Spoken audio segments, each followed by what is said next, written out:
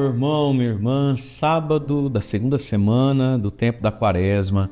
Hoje é 22 de março. Uma alegria estarmos juntos para a nossa família diária. Você que me encontra pela primeira vez, já vai deixando seu joinha, seu like, se inscreve aqui no nosso canal também, né? Estejamos juntos. Quero acolher também quem me acompanha, tem me encontrado também pela TV Evangelizar, a TV e YouTube da Evangelizar. Sejam bem-vindos também. Vamos ao Evangelho de hoje, Lucas capítulo 15, versículos de 1 a 3, depois versículos de 11 a 32, e diz assim: Naquele tempo, os publicanos e pecadores aproximavam-se de Jesus para o escutar. Os fariseus, porém, os mestres da lei, criticavam Jesus.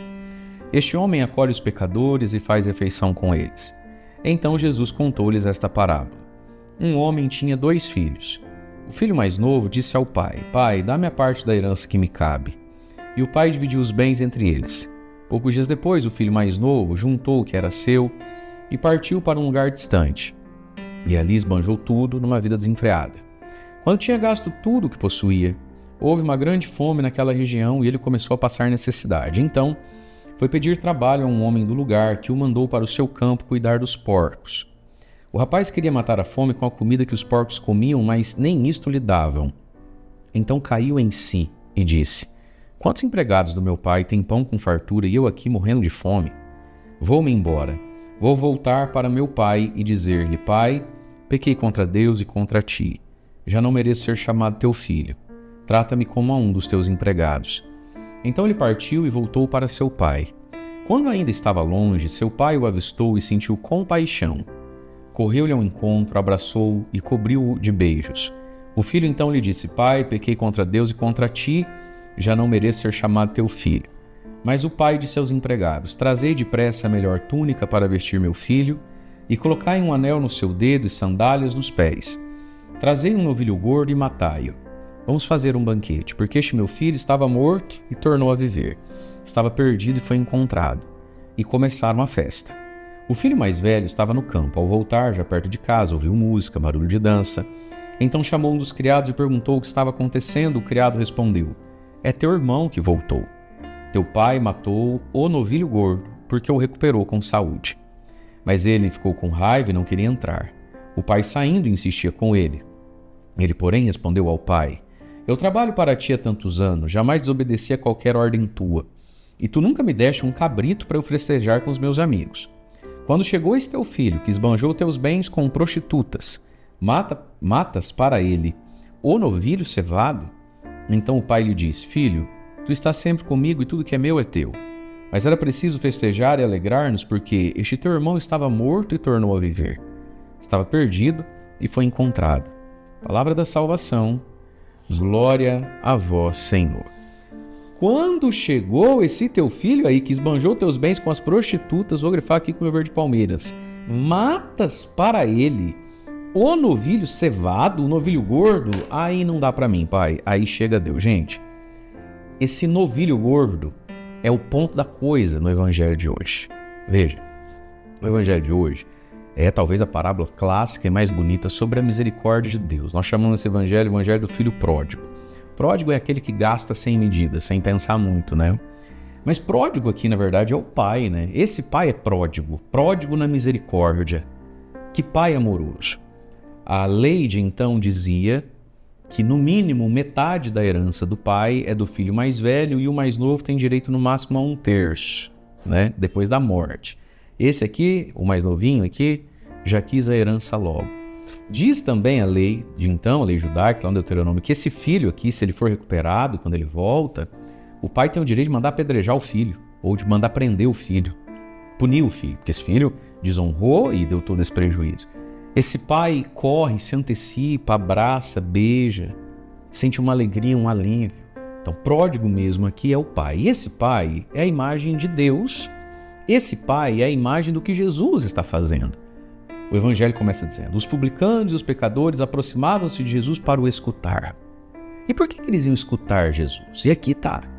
Porque Jesus, com a sua palavra, com a sua santidade, com a sua pedagogia, os ajudava a cair em si. Nessa história que Jesus conta, o menino vai parar lá entre os porcos, na miséria, na fome. E eles assim, Então ele caiu em si mesmo e disse: vou voltar para o pai, para casa, para a obediência. Veja, queridos, a misericórdia de Jesus nunca foi uma carta de alforria para o pecador pecar ainda mais e para o santo virar diabinho. A misericórdia de Deus, a misericórdia do Evangelho, nunca foi um cheque em branco para as pessoas fazerem o que elas quiserem da vida. A misericórdia de Jesus é justamente olhar para essas pessoas e ajudá-las a cair em si mesmo. Que vida é essa que você leva? Por que você não volta atrás? Ou por que por uma primeira vez na vida você não vai para frente em direção a Deus? Voltar para a casa do Pai? Esse menino que sai dizendo, pai, me dá a parte da herança, volta dizendo, pai, me trata como empregado. Então veja, a misericórdia é qualquer coisa menos esse negócio que o mundo hoje quer nos fazer acreditar que seja. Eu vivo do jeito que eu quero. Não, você não vive do jeito que você quer. Deus é misericordioso porque apesar de tantos erros, Ele te acolhe de novo, apesar de tanta dificuldade, Ele tem paciência com você. Mas te dizer simplesmente que, tudo bem, Deus é misericórdia, não te tira do chiqueiro que você tá. Isso é uma vida diferente da vida que Deus sonhou para você. E é isso que encanta publicanos e pecadores. Na palavra de Jesus, eles encontram esperança, eles não encontram só um alívio para falar, Deus não me julga, né? Então eu vou continuar nos meus pecados. Não, eles encontram esperança, porque Jesus mostrava quão bonito é o Pai, quão bonito é Deus. Às vezes muitas pessoas talvez conviveram ao lado de pais, de mães, de pessoas que ensinaram a religião como algo muito ruim, difícil, amargo, porém necessário. Não, Deus é muito bom, a casa do Pai é muito boa, né? Então é isso que Jesus fazia os publicanos e os pecadores entenderem pela primeira vez. Primeiro, a vida que você leva não é vida. Segundo, se te disseram que a vida com Deus é chata, porém necessária, eu vim te dizer que ela é necessária, porém muito legal, muito boa, tem pão com fartura nessa casa, né? É tão bom ter esse Pai. E aí o Evangelho tem todo um lado aqui, uma leitura que a gente pode fazer sacramental, sobretudo porque estamos no tempo da Quaresma. Qual é o ponto alto da Quaresma? O Tríduo Pascal. E qual é o ponto alto do Tríduo Pascal? Não é a Sexta-feira Santa, é a Vigília Pascal. Então a gente faz a Quaresma para celebrar a Vigília Pascal. Na Vigília Pascal se celebra a ressurreição de Jesus e se realizam, por excelência, o dia por excelência de se realizar, os batismos, seja de criança, seja de adulto, sobretudo os adultos. E tendo ou não batismo na Vigília Pascal aí da sua paróquia, nem sempre vai ter, o padre vai fazer a bênção da água batismal, vai inserir nela o círio pascal do ressuscitado. E aí, todos os que são batizados vão renovar o batismo nessa solene liturgia. Então a gente vive a Quaresma para, na Vigília Pascal, renovar o batismo. E aí, onde é que está isso? Está nesse Evangelho aqui. Esse Evangelho tem isso, né? Nós podemos fazer essa leitura do Evangelho. Porque nesse Evangelho tem também a túnica e tem o tal do novilho gordo. Quando a gente é batizado e vive em estado de graça, a gente tem acesso ao novilho, ao Cordeiro de Deus. Eis o Cordeiro de Deus que tira o pecado do mundo.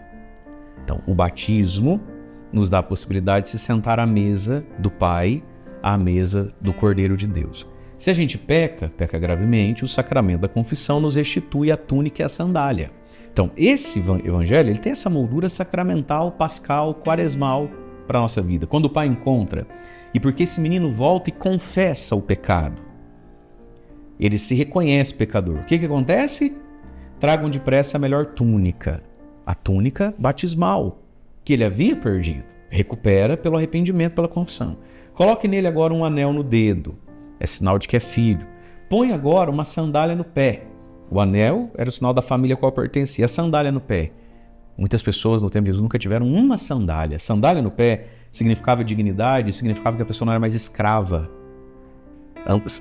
Ter sandália é sinal de que a pessoa é senhor, é filho. E, que mais? Tragam o novilho gordo e matai-o. Toda a família, um dia após a Páscoa, já escolhia um novilhinho, um cabritinho, um cordeirinho e o engordava o ano todo.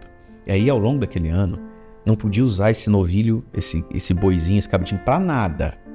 Aniversário de casamento, aniversário de 15 anos, não rela nele, porque ele está reservado para a noite da Páscoa. Quando esse menino volta, o que o pai faz? O meu filho estava morto, tornou a viver, foi encontrado. Vamos fazer uma ceia pascal. Mas hoje não é Páscoa, hoje é porque ele voltou. E aí mata o novilho gordo. E aí a gente vê que isso escandalizou todo mundo. Quando o filho mais velho volta, escuta barulho de, né? E pô, aqui tá acontecendo na minha casa, plena terça-feira, quarta-feira, sei lá que dia era, né? O empregado já joga a sementinha do mal aqui, ó. Teu irmão voltou, teu pai matou o novilho gordo. Até os empregados estavam assustados com esse gesto. Teu pai tá fazendo uma ceia pascal sem ser Páscoa. Aí o pai sai, filho, entra. Tem dó do teu irmão, ele é sem juízo, tem misericórdia. Olha o que ele fez com ele mesmo. Não. Esse fez, e agora ele vem e você mata para ele o novilho gordo. Você faz para ele uma ceia pascal, foi o novilho gordo que escandalizou todo mundo. E sim, até os anjos do céu se escandalizam que Deus tenha dado seu Filho único, Jesus, o Cordeiro de Deus, para nós que gastamos e esbanjamos e erramos por pensamentos, palavras, atos e omissões, uns mais e outros menos. Todos nós somos pecadores, por isso, queridos, toda missa é esse evangelho. E nós estamos na quaresma para chegar nisso lá na vigília pascal. Renovar o nosso batismo, onde a gente ganhou a túnica, o anel e a sandália. Viver o sacramento da confissão para se sentar à mesa e sermos encontrados pelo Pai que se dói de compaixão por cada um de nós. E aí o fruto de viver tudo isso é assimilar em nós o coração de Jesus, o coração do Pai. É assim que Deus sente, é assim que Deus olha o ser humano. É assim que Deus ama aqueles que nós odiamos, repudiamos. O problema do ódio, o problema do desprezo, é que aquela pessoa que eu desprezo, Deus é apaixonada por ela. Acho que não é bom negócio ser assim. Então, junto com nos levantar, cairmos em nós mesmos, voltarmos para Deus, peçamos hoje, queridos, a graça também de que, com túnica, anel e sandália pelo batismo, limpos pela confissão e comendo do Cordeiro de Deus pela Eucaristia, nosso coração se dilate um pouco para esses que estão mortos, mas que pela palavra de Jesus podem voltar a viver. Deus abençoe você. Em nome do Pai, do Filho e do Espírito Santo. Amém.